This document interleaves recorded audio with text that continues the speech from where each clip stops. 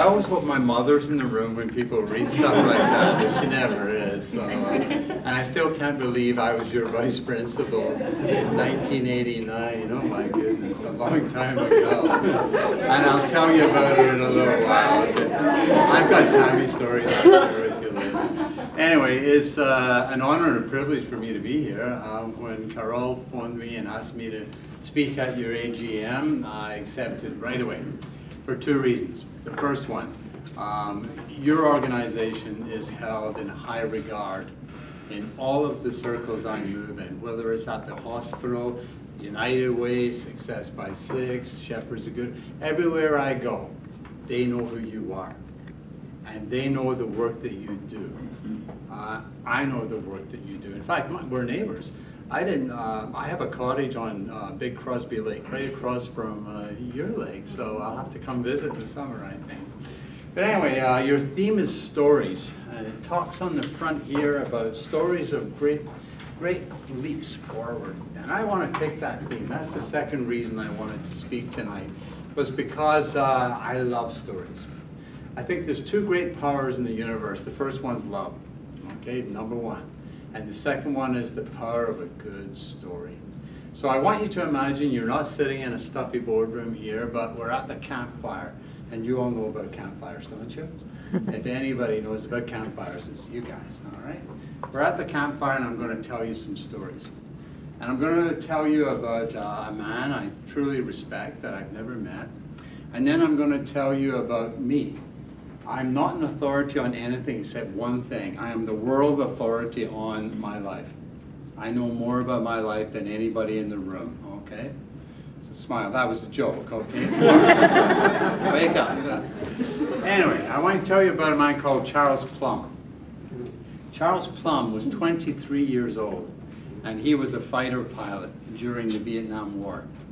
And he flew off the USS Kitty Hawk, a big aircraft carrier, and 75 missions he flew over Vietnam successfully. And on the 76th mission, as he was flying, he was shot down.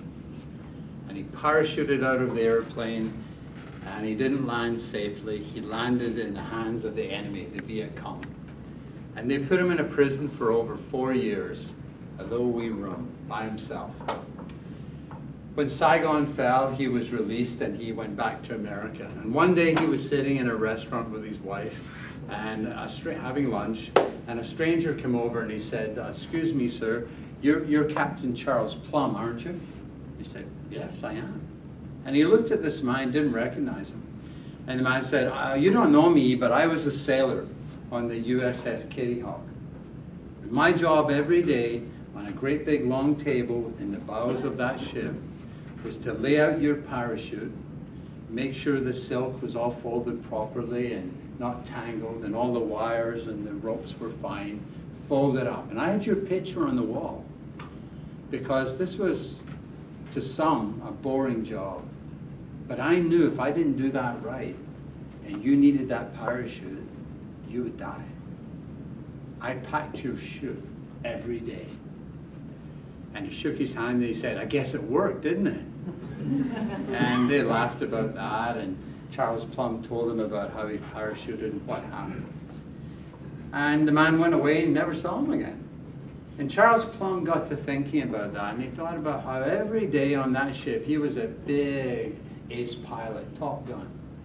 And he probably walked past this man every day and didn't even say hello. And this man literally saved his life by packing his chute. And Charles Plumb got to thinking about this. Who else packed his chute? And he thought metaphorically about this. When he was in that prisoner of war camp, who gave him the courage to stick it out? And he thought about his parents, who gave him that courage.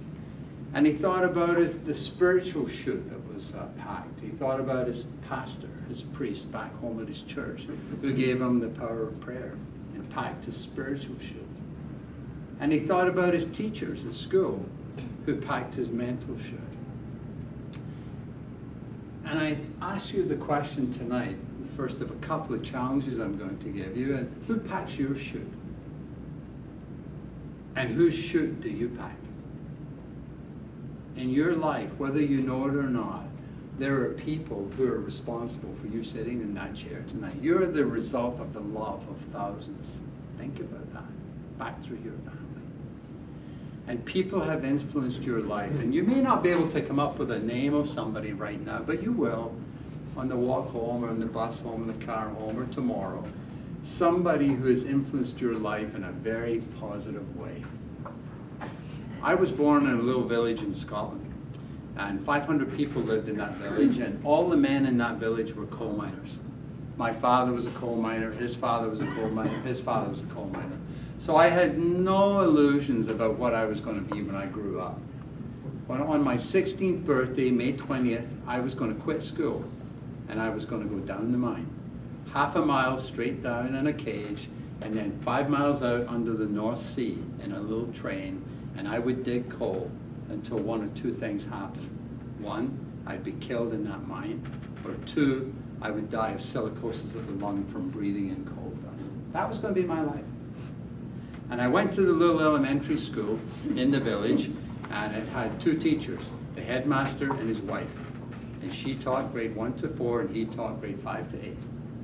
And I remember when I got into grade 5, I was about 9 years old, and they had a home right beside the school. And he said to me, Jamie, I want you to go to my house, go in the front door, walk down the hall, open the second door on the right, and bring the book that's sitting on my desk. So I thought, great, he's asked me to do something, I'm going into his house.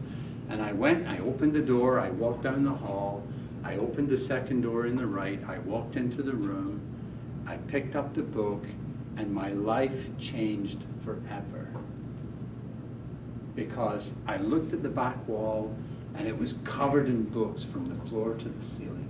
And I looked at this wall, and there was books from the floor to the ceiling. And I looked at that wall, same thing. And even through the door I had come through, there was books all around it.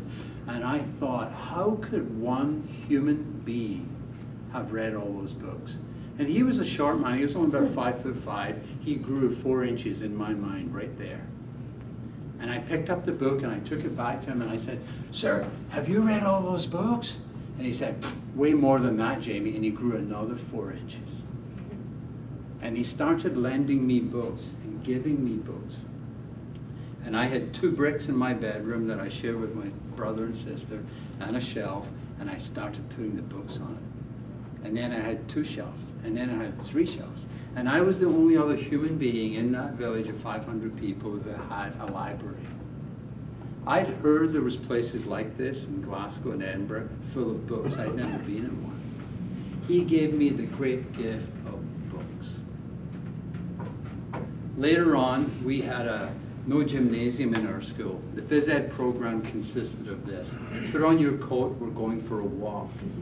We'd all put on our coats and he'd walk for miles and we'd all walk behind him. That was the phys ed program. Right? And I remember one day in class he said, Jamie, I want you to learn a poem. I want you to memorize the poem. And I thought, okay, why? And he said, here's the poem. It's by Wordsworth. And it's called The Daffodils. I wandered lonely as a cloud that floats on high o'er vale and hill, when all at once I saw a crowd, a host of golden daffodils. And I thought, this really sucks. Why am I doing this? I'm going down the mine. Why am I learning a poem about daffodils? So one day I memorized the poem, 5 stanzas, and one day he said, get on your coat, we're going for a walk. We all get on our coats.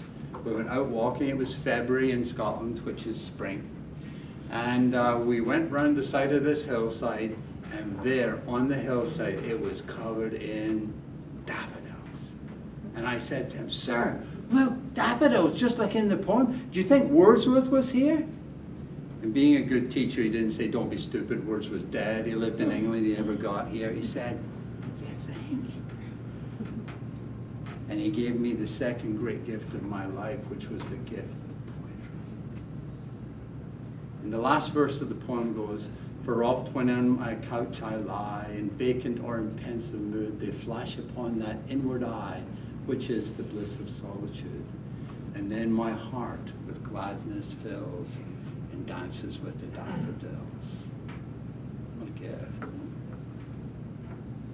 Flash forward, I went to high school. In my high school, we didn't have testing every year. We had it every day. And 9A was grade 9, the 30 smartest kids in grade 9.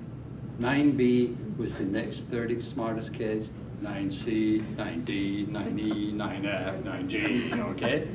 I didn't even talk to the kids in 9G, all right? I was in 9A, I was in seat 6, which means I was the 6th smartest kid in grade 9. By the end of the first month, I was the 20th smartest kid.